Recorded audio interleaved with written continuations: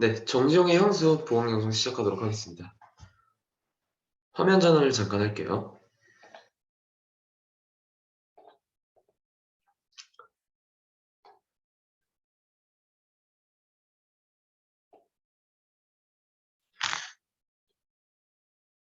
네, 앞에 화면을 보시면 우리가 본격적으로 글을 분석하기 전에 제가 뭐 앞에 여러분들이 조금 알아두면 좋을 개념들에 대해서 설명을 했고요. 일단은 1번 문학을 바라보는 관점 같은 경우는 일단 여러분들이 그냥 쓱 읽어보시면 됩니다. 그래서 일단은 옆번 단원에서 중요한 것은 바로 이 문학의 갈래인데요. 네, 문학의 갈래라고 하면은 크게 이렇게 네 가지가 있습니다. 시, 소설, 희곡, 수필 이렇게 크게 네 가지가 있는데, 네, 우리 교과서를 보시면은 이 네 가지 갈래를 중심으로 각각 한 작품씩 소개가 되어 있어요. 자, 그렇다면 첫 번째로 일단은 시. 이제 전문적인 용어로는 이제 다른 말로 서정 갈래라고 하는데, 자, 그렇다면 시, 서정 갈래의 특징은 무엇이냐면 화자의 목소리로 심상, 그리고 운율, 표현 기법 등을 통해서 정서와 주제를 표현하는 갈래가 바로 시라는 갈래이다. 일단은 시에서는 뭐 여러분들도 아시다시피 시 속에서는 항상 우리에게 그 시 속의 이야기를 전달해주는 화자가 있습니다. 화자. 근데 여기 옆에 제가 부연 설명 보시면 겉으로 드러난 화자, 약간 이런 표현이 선택지로 나올 수 있는데, 자, 굉장히 간단해요. 화자가 겉으로 드러났는지, 겉으로 드러나지 않았는지, 이걸 파악하는 방법은 시 속에 1인칭을 뜻하는 나라는 글자가 있는지 없는지를 보면 되는 거야. 만약에 나라는 1인칭 표현이 있으면은 그거는 겉으로 드러난 화자인 것이고, 반면에 1인칭 나라는 글자가 없으면 겉으로 드러나지 않은 것이다 라고 판단을 하시면 됩니다. 약간 서술자에서 약간 소설에서 서술자 시점 파악하는 약간 방법이랑 비슷하다고 보시면 돼요. 아시겠죠? 자, 이런 화자의 목소리로 신상을 또 표현할 수 있다. 자, 여기서 말하는 신상이란 제가 정규 때 말씀을 드렸을 거예요. 이제 신상이란 약간 이미지라고 생각하시면 됩니다. 자, 그렇다면 이미지란 게 도대체 무엇이냐? 우리가 시 속에 약간 어떤 구절을 읽고 딱 머릿속에 떠오르는 그 영상, 연상되는 그런 장면이 있다면 그런 거를 바로 이미지라고 하는데 보통 이제 이미지라고 하면은 많이 나오는 게 뭐 시각적 이미지, 뭐 청각적 이미지, 촉각적 이미지 이런 것들이 있습니다. 아시겠죠? 뭐 그리고 이런 감각적 이미지뿐만 아니라 뭐 하강적 이미지, 상승적 이미지 이런 것도 있는데 뭐 상승적, 하강적 이미지라면 말 그대로 뭔가 막 내려가는 듯한 느낌이 있으면 뭐 하강적, 올라가는 듯한 느낌이 있으면 상승적 이미지라고 보시면 돼요. 자, 이런 이미지를 포함해서 뭐 운율, 그러니까 운율이라고 하면은 약간 뭔가가 반복이 되면 무조건 운율이라고 생각하시면 돼요. 아시겠죠? 그리고 뭐 표현 기법, 그러니까 표현 기법이라고 하면은 뭐 비유법 아니면 뭐 의인법 이런 것들이 다 표현 기법이라고 볼 수 있겠다. 자, 이런 것들을 통해서 정서와 주제를 표현하는 것이 바로 시이다.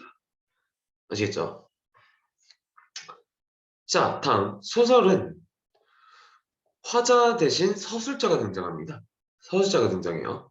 이 서술자를 통해서 이제 배경을 바탕으로 허구적인 인물 간의 갈등이라는 사건을 들려주는 갈래를 바로 소설이라고 해요. 여기서 중요한 것은 바로 이 허구적이라는 성격인 거죠. 작가의 상상력을 바탕으로 이제 이루어진 게 바로 소설이라고 보시면 됩니다. 아시겠죠? 그리고 인물 간의 갈등, 그리고 이 갈등으로 인해서 항상 사건이 일어나는 거죠. 그거를 바로 소설이라고 한다. 그래서 제가 약간 소설 특징을 파악하는데 중요한 키워드들을 제가 밑줄 그어놨죠. 앞에 허구적, 인물, 갈등, 사건. 그리고 뭐또 추가를 해보자면 여기 서술자. 이것도 같이 한번 추가를 해볼 수가 있겠다. 아시겠죠? 자, 그렇다면 일단은 여기 보강 영상에서는 이 네 가지 갈래 중에 약간 C라는 갈래에 대해서 같이 한번 알아보도록 할 거예요. 제가 설명 안 했던 약간 희곡이나 수필 갈래 같은 경우는 우리 이제 본 수업 때 각 해당하는 본문을 분석하면서 제가 그때 구체적으로 말씀을 드리도록 하겠습니다. 아시겠죠? 자, 일단 바로 향수 본문 분석해 보도록 하겠습니다. 이 시에 대해서 약간 간단하게 소개를 해드리자면, 자, 여기 특징을 아는 거는 여러분들 이 특징 같은 경우는 항상 무조건 공부를 해주셔야 돼요. 알겠죠? 왜냐하면 이 특징 같은 게 다 선택지로 나올 수 있기 때문에. 자, 그다음 첫 번째 특징, 향토적 소재와 시어를 구사한다. 자, 향토적 소재와 시어라는 건 도대체 무엇이냐? 자, 향토적이라는 건 약간 말 그대로 약간 시골 느낌을 주는 듯한 그런 단어들이나 구절을 뜻해요. 시골 느낌을 주는 단어나 구절을 뜻한다. 향토적 소재라는 건. 자, 그래서 뭐 약간 고향이란다. 시골에서 볼 수 있을 법한 단어도 있잖아요. 뭐 소라던가 아니면 뭐 들판, 냇물 이런 것들을 포함해서 네, 사투리도 포함이 돼요. 약간 사투리 하면 약간 지방 시골 이런 느낌이 떠오르죠? 약간 친근감을 주죠. 그죠? 그래서 이런 향토적 소재를 통해서 약간 친근감을 느낄 수 있다라는 효과도 같이 한번 알아주시면 좋을 것 같습니다. 아시겠죠? 자, 그리고 두 번째 특징. 자, 이 시의 대표적인 특징이라고 보시면 됩니다. 다양한 감각적 이미지를 활용해서 고양이 전경을 묘사한다. 자, 감각적 이미지라는 건 제가 앞서서 말씀드렸지만 뭐 시각적, 촉각적, 뭐 미각적, 약간 우리의 오감과 관련되어 있는 감각적 이미지를 포함해서 약간 공감각적 이미지도 약간 쓰였는데 이 공감각적 이미지에 대해서는 제가 이따가 작품 분석하면서 알려드릴게요. 자, 그렇게 이제 알아두시고요. 자, 그리고 세 번째, 반복되는 후렴구를 통해서 화자의 정서를 집약적으로 제시하고 주제를 강조한다. 자, 후렴구가 이 시에는 있어요. 근데 이 후렴구를 읽어보시면 차마 그것이 꿈인들 이칠리아라는 후렴구가 있는데 자, 그게 무슨 뜻이겠어요? 잊지 않겠다는 소리죠. 그죠? 자, 이런 거를 통해서 화자의 그리움의 정서를 아주 압축적으로 제시하고 주제를 강조하는 효과까지 있다라는 것도 알아두시면 됩니다. 자, 그리고 네 번째, 독백적 어조. 이거는 약간 작전요구에서 많이 물어보는 기법이에요. 뭐 대화를 건네는 어조인지 아니면 대화 장면이 나타나 있는지 아니면 화자가 혼자 말하는 듯한 그런 독백적 어조인지 그러니까 이런 거를 약간 작전요구에서 많이 정하는데 네, 이 시 같은 경우는 독백적 어조라고 보시면 됩니다. 그러니까 대화체 어조라고 하면 약간 말을 건네는 듯한 그런 느낌이 들지 않아요? 자, 그리고 다섯 번째 특징 바깥 공간과 안 공간의 대비. 이거는 약간 이연에 나타나 있는데 이것도 제가 작품 분석하면서 구체적으로 말씀드리도록 하겠습니다. 자, 그럼 바로 이제 시를 가보시면은 자, 1년부터 읽어보면 넓은 벌 동쪽 끝으로 옛 이야기 지주되는 실기천이 휘둘러 나간대요. 자, 넓은 벌 동쪽 끝으로. 자, 지금 화자가 어디를 보고 있어요? 동쪽 끝에 있는 넓은 벌을 보고 있어요. 그다음 가까이 보고 있는 것 같아? 멀리 보고 있는 것 같아? 그렇죠. 멀리 보고 있는 것 같죠. 여기 원경. 자, 이렇게 이제 멀리 있는 여기 뻘을 보니까 옛 이야기 지주되는 실개천이 휘둘러 나간대요. 자, 실개천은 약간 냇가를 뜻해요. 이 냇가를 뜻하는데 자, 근데 실개천이 어떻게 표현돼 있어? 옛 이야기가 지줄되는 실개천이라고 표현돼 있죠. 그죠? 이야기를 해주는 냇물이래. 자, 그렇다면 여기서 의인법이 쓰인 걸 알 수 있겠고요. 자, 그렇다면 이게 뜻하는 게 도대체 무슨 뜻이냐? 화자는 그 고향에 물이 흘러가는 모습이 약간 누군가 자기한테 이야기를 해주는 듯한 그 옛날 이야기를 해주는 듯한 그런 소리로 들렸대요. 그러니까 그렇게 느껴진 거지. 그렇죠? 그래서 이렇게 표현한 거고 그리고 이제 냇물하면은 약간 시골에서 볼 수 있을 법한 그런 시어죠. 그래서 이 실개천 같은 경우도 향토적 시어라고 볼 수 있겠다. 그렇게 알아두시면 되고요. 자, 그리고 3위. 얼룩배기 황소가 해설피 금빛 게으른 울음을 우는 곳이라고 되어 있어요. 자, 얼룩배기 황소래요. 자, 소 같은 경우도 향토적 시어라고 볼 수 있겠죠. 그리고 얼룩배기 황소래요. 약간 젖소가 떠오르죠. 그렇다면 역시 시각적 이미지와 관련이 되어 있겠다. 이 얼룩배기 황소라는 표현을 통해서 그렇죠? 자, 그리고 해설피 금빛 게으른 울음을 우는 곳. 자, 보면은 자, 울음을 어떻게 표현하고 있어요? 금빛 게으른 울음이라고 표현하고 있어요. 그렇죠? 자, 보통 울음이라는 단어를 통해서 우리에는 뭐가 떠올라? 약간 울음 소리가 떠오르죠? 그래서 일단은 청각적 신상이 쓰였다는 걸 알 수 있고요. 자, 그리고 금빛 하면은 뭐가 떠올라요? 약간 빛이, 약간 색깔이 떠오르죠? 그렇다면 시각적 이미지와 관련이 있다고 볼 수 있겠다. 약간 색깔 나오면 다 시각적 이미지라고 보시면 됩니다. 자, 그런데 표현이 조금 독특해요. 그쵸? 울음이라는 대상을 표현하는데 금빛 울음이래요. 자, 그렇다면 이런 거를 바로 공감각적 신상이라고 하는데 이 공감각적 신상이라는 게 도대체 무엇이냐? 바로 한 대상을 표현할 때, 한 가지 대상을 표현할 때 두 가지 감각적 이미지를 합쳐서 표현한 거를 바로 공감각적 신상이라고 해요. 아시겠어? 여기서 중요한 건 뭐냐면 한 가지 대상을 표현할 때야. 한 가지 대상을 표현할 때 두 가지 이상의 감각적 이미지를 표현하는 게 바로 공감각적 신상이다. 그리고 약간 조금 더 구체적으로 물어보면 약간 다른 말로는 감각의 전이라는 말로도 나올 수 있는데 똑같은 말이에요. 그리고 약간 모모의 모모화 이런 표현도 나올 수 있는데 자, 얘 같은 경우는 청각의 시각화가 쓰인 표현이라고 볼 수 있는 거야. 왜냐하면 궁극적으로 말하고자 하는 대상이 바로 울음이죠. 그죠? 어쨌든 이제 얘가 말하고자 하는 대상인 울음을 금빛이라는 시각적 이미지와 합쳐서 표현했으니까 청각의 시각화라고 볼 수 있는 거야. 시각의 청각화라고 하면 틀려요. 왜냐하면 궁극적으로 말하고자 하는 대상이 울음이기 때문에. 아시겠죠? 자, 그리고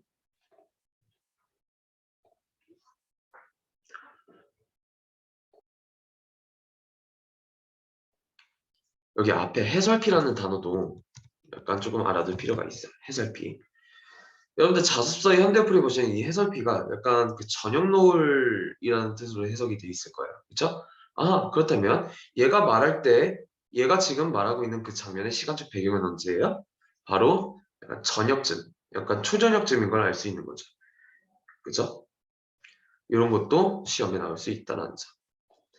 자, 그리고 후렴구 한번 봅시다. 그것이 차마 꿈인데 이칠리야. 잊히지 않겠다는 소리죠. 여기서 일단은 서리법을 통해서 주제와 정서를 강조하고 있다. 자, 그렇다면 그것이 어디겠어요? 이곳 약간 실개천이 약간 흐르고 황소가 약간 울음 우는 그곳 어디겠어? 제목을 이제 고려해가면서 생각을 해보자면 이 화자의 고향이라고 볼 수 있겠죠. 그렇죠? 그 고향이 차마 잊히지 않겠다라는 것을 표현하고 있는 거예요. 이 후렴구를 통해서 아시겠죠? 자, 다음 지라로의 재가 식어지면 빈 밭에 약간 빈 밭이래 약간 시적 허용이라고 볼 수 있겠죠? empty라는 뜻이야. 자, 질화로의 재가 식어지면은 반발한 소리가 말을 달린대요. 자, 일단 화로 같은 경우도 약간 향토적 시어라고 볼 수 있어요. 약간 시골에서 쓰는 듯한 그런 거니까. 자, 이때 재가 식어지면은 내 반발한 소리가 말을 달린대요. 자, 얘가 궁극적으로 표현하고 있는 대상이 뭘 것 같아요? 반발한 소리죠. 그쵸? 자, 그렇다면 반발한 소리는 역시 청각, 그리고 말을 달린다라고 표현하고 있어요. 이 반발한 소리가. 즉, 약간 밤에 바람을 부는 소리가 말 달리는 것처럼 들렸나 봐, 이 화자한테는. 자, 그렇다면 말을 달리다. 어떤 이미지가 떠올라요? 말이 달리는 모습이 떠오르죠? 그죠? 그렇다면 이것도 시각이라고 볼 수 있는 거야. 시각적 이미지. 그렇다면 역시 궁극적으로 말하고자 하는 대상은 소리이고, 그다음 청각. 그리고 이 청각적 이미지를 말을 달리다라는 시각적 이미지와 합쳐서 표현했기 때문에 역시 마찬가지로 공간극적 심장이라고 볼 수 있겠다. 그리고 똑같이 청각의 시각화라고 볼 수 있겠죠. 아시겠죠? 자, 그리고 얘가 말하고 있는 그 회상 장면의 시간적 배경은 언제인 것 같아? 여기 밤이라는 표현이 있죠? 밤. 그죠? 자, 그리고 위에서도 약간 질화로라는 표현도 있어요. 이 질화로랑 밤 둘 다, 아, 얘가 말하고자 하는 장면은 밤이구나. 그 장면의 시간적 배경은 밤이구나. 라는 걸 또 알 수가 있는 것이다. 그쵸? 자, 이런 밤에 엷은 졸음에 겨운 늙으신 아버지가 집베개를 뜨다 보이시는 거. 즉, 아버지가 이제 고단하셔가지고 잠깐 설잠을 드는 모습을 나타내고 있는 거야. 아버지의 고단한 삶을 나타내고 있는 것이지. 역시 그때 아버지가 약간 고단해서 좋으셨던 그때의 고향을 얘는 떠올리고 있는 거야. 알겠죠? 자, 그리고 보면은 2형 같은 경우는 1, 2행은 약간 바깥 상황을 제시하고 있죠. 그렇죠? 밭이라고 했잖아, 밭. 바깥 상황을 제시하고 있고요. 그리고 아버지가 누워있는 계신 곳은 어디겠어요? 바깥이 아니라 방 아니겠죠. 그렇죠? 아버지가 저 밤에 바깥에 밭에서 주무시지 않을 거 아니야. 그래서 이 2형 같은 경우는 처음에는 바깥 상황, 그리고 다음에는 안쪽 상황. 약간 그 서로 반대되는 공간을 서로 얘기하고 있구나라는 것도 알아주시면 좋을 것 같아요. 아시겠죠?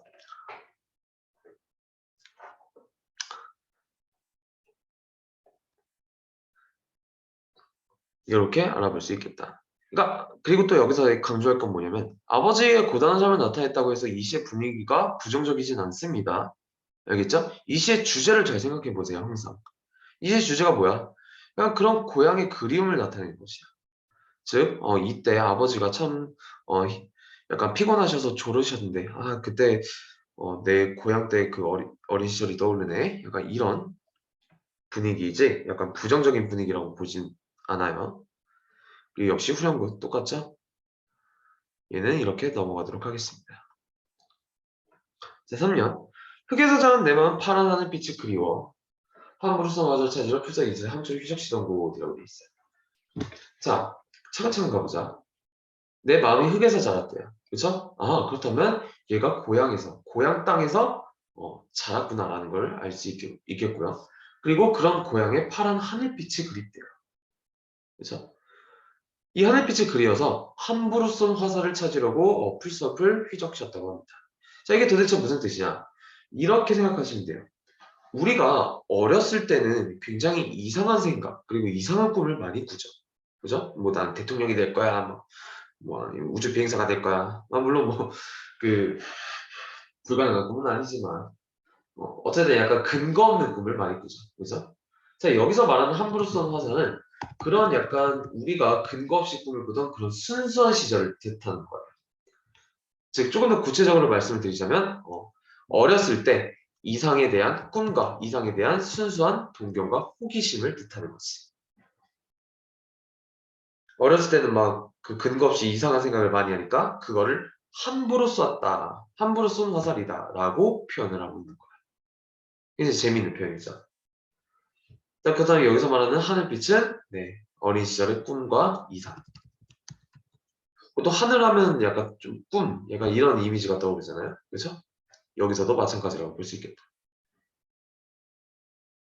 자, 그리고 파란, 역시 시적 허용, 그리고 시각적 이미지가 여기서 쓰인 걸 알 수 있겠죠. 그렇죠? 자, 그리고 여기 사행. 풀섭 이슬에 함추름 휘적시던 곳이라고 돼 있어요. 자, 함추름이라는 게 약간 여러분들 현대 어플이 돼 있을 거예요. 자주서나 교과서에. 약간 뭔가 이슬에 젖은 그런 모습을 뜻하는 표현입니다. 그죠?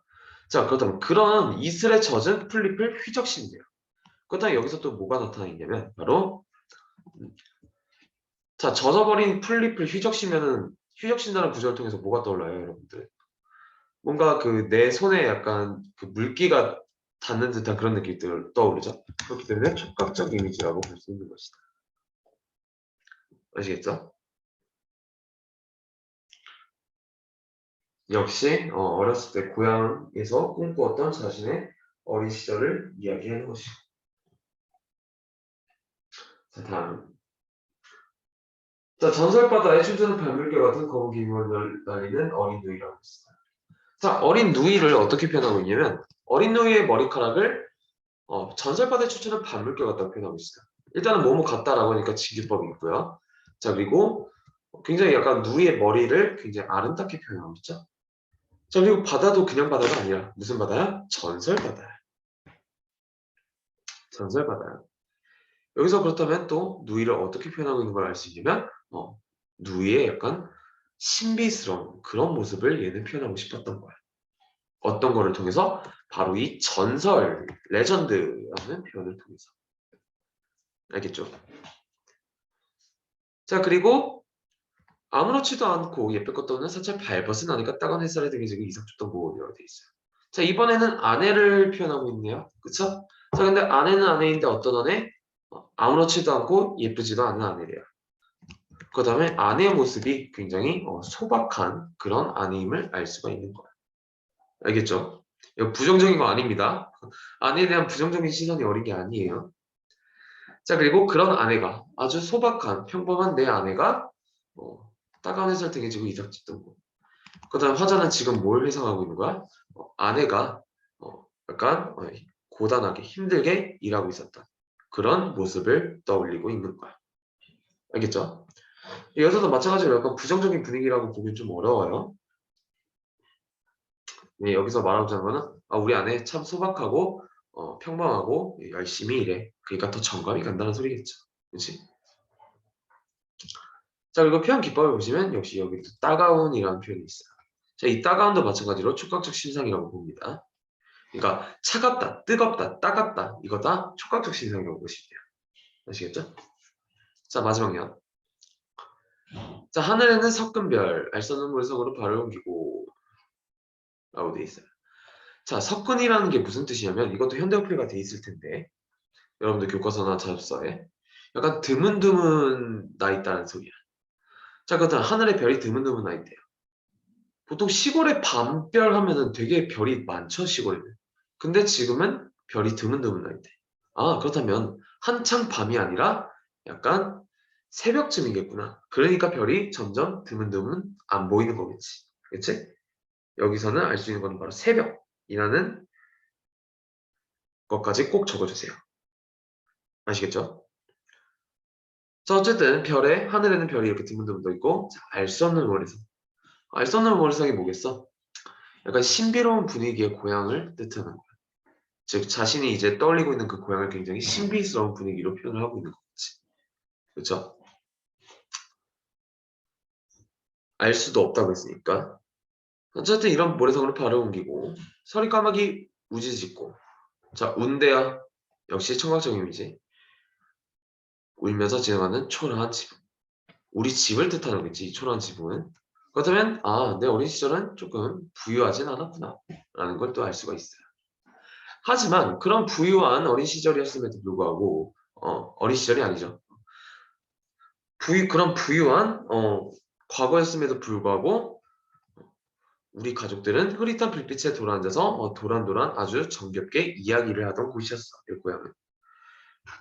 그렇다면 뭐 여러분들은 눈치채셨죠? 여기서 말하고자 하는 바는 가난하지만 아주 단란했던 자신의 고향의 추억을 떠올리고 있는 거야. 아시겠죠? 이렇게 알아볼 수 있겠다.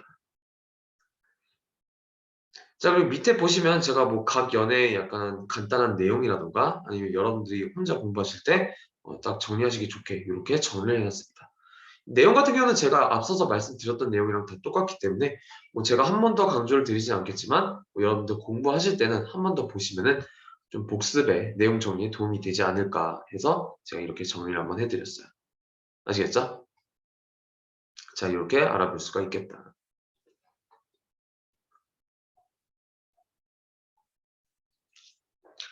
자, 그리고 학습 활동에 나와 있는 더 읽어보기를 잠깐 간단하게만 보자면은 우리가 지금 뭘 배우고 있는 거야? 시에 대해서 배우고 있는 거야. 시에 대한 갈래에 대해서 배우고 있는 건데 자, 그렇다면 여러분들 요거 한번 쓱 읽어봅시다. 자, 겉으로 쓱 보면은 이게 시 같아요? 아니면 좀 시라고 하기엔 좀 뭐한 소설 같아? 약간 시라고 하기엔 좀 뭐 같죠? 약간 뭐 소설 같기도 하고 시 같기도 하고 그쵸? 자, 근데 얘는 시예요. 약간 엄밀히 말하자면 산문시인데 그러니까 산문시라는 게 뭐냐면 시이긴 시인데 약간 이렇게 소설처럼 구구절절 문장을 쫙 나열한 그런 시가 바로 산문시라고 볼 수 있는 거야. 우리 방금 읽어봤던 정지용의 향수와는 조금 차이가 있죠? 형식상. 자, 그렇다면 선생님 이거 그냥 그러면 시 말고 소설로 보면 안 돼요? 자, 그런데 이거는 시라고 봅니다. 그 이유를 아는 게 중요해요. 그 이유가 뭐냐면은 제가 여기 정리해드렸어요. 자, 일단은 여러분들이 읽어보시면 아시겠지만 여기에는 시각적 심상이 있어요. 뭐 먹어딧빛 퇴마루라는 단어가 있는데 그 먹어딧 빛깔, 오딧 빛깔이래요. 보통 이제 색깔과 관련돼 있다고 하면 내가 시각적 심상과 관련이 있다고 그랬죠? 자, 이런 시각적 심상이 쓰였기 때문에 얘는 시라고 볼 수 있는 거야. 자, 그리고 또 두 번째. 뭐뭐 합니다라는 어미가 반복됨으로써 운율까지 형성되고 있어요. 그렇기 때문에 얘는 시라고 볼 수 있는 것이고 그리고 운율 중에서도 약간 내재율. 일단 운율하면은 크게 외재율, 내재율 이런 것들이 있는데 자, 간단하게 생각하시면 돼요. 내재율은 현대시에 주로 나타나고요. 외재율은 고전시에 나타납니다. 그다음 정지용 같은 경우는 1910년대 이후니까 현대시라고 봐요. 이런 현대시에는 외재율이 거의 나타나지 않습니다. 99.9% 나타나지 않아요. 그렇기 때문에 여러분들은 그냥 알아두실 건 뭐냐면 아, 현대시는 내재율, 옛날시는 외재율 이렇게만 정리하셔서 알아두시면 돼요. 알겠죠? 자, 그리고 세 번째, 비유법이 있습니다. 텐마루를 거울에 비유하고 있어요. 읽어보시면 아실 겁니다. 이 텐마루를 거울에 비유했다. 이런 비유법, 표현 기법이 있기 때문에 바로 시라고 볼 수 있는 것이고 그리고 그런 텐마루에 대한 이 화자의 정서가 드러나 있기 때문에 이런 거를 근거로 역시 이것도 시로 볼 수 있는 것이다. 이렇게 정리를 해주시면 돼요.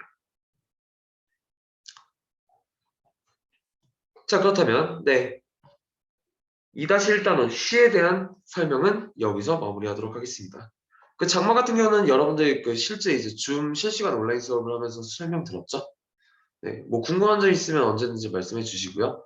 네, 숙제 같은 경우는 장마와 우리 방금 읽었던 정지형 향수 관련해서 자소서 평가 문제집 다 풀어오는 게 바로 숙제가 되겠습니다. 그리고 그러니까 의문 변동 문법도 여러분들 안 풀어 있으면 풀어 주셔야 돼요. 아시겠죠? 제가 항상 강조하는 게 뭐냐면 자소서랑 평가 문제집은 일단 기본적으로 푸셔야 돼요. 왜냐하면 가장 우선적으로 선생님들이 참고를 하시는 게 바로 그 자소서 평가 문제집이기 때문에. 이해가십니까? 이렇게 약간 숙제의 강조성을 다시 한번 강조드리면서 잔소리를 했고요. 네, 그렇다면 여러분들 숙제 꼭 해오시고요. 우리 다음 주에 또 뵙도록 하겠습니다.